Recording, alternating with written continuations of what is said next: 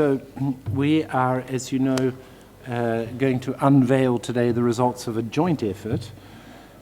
among a group of intellectual property officers to raise the quality bar for economic studies. And of course, as we see the interest in intellectual property rise around the world, the empirical basis for the policy analysis and for policy decisions in the field of intellectual property becomes all the more important. And so, as I think you are aware, our chief economist, Carsten Fink, and his office have coordinated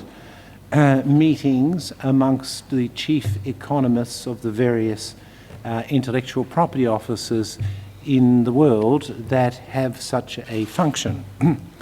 I'm very pleased today that we're able to launch the guidelines for using evidence from research for policy making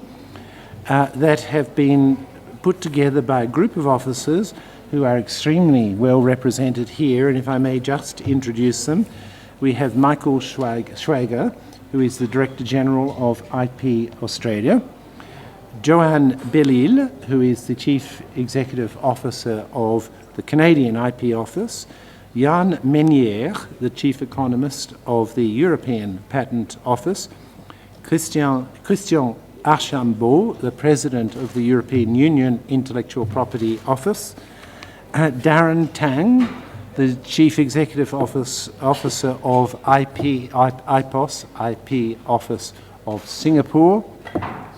Felix Ador, the Deputy Director General of the Swiss Federal Institute of Intellectual Property, Tim Moss, the Chief Executive and Controller General of the UK IP Office, and we've just been joined, and thank you very much, by André Iancu, the Undersecretary for Commerce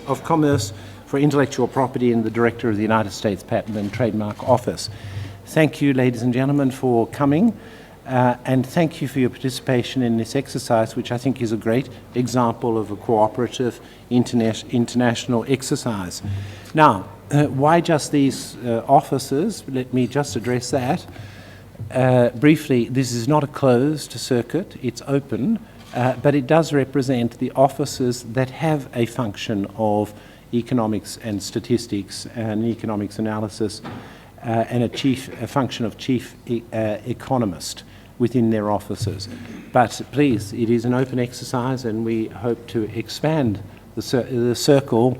of officers that are particularly interested in this aspect of the economic analysis of intellectual property policy or intellectual property policies and administration. We feel very strongly about, obviously, evidence-based policy making. We think it's extremely important, and that's why we have tried to put so much effort into this field.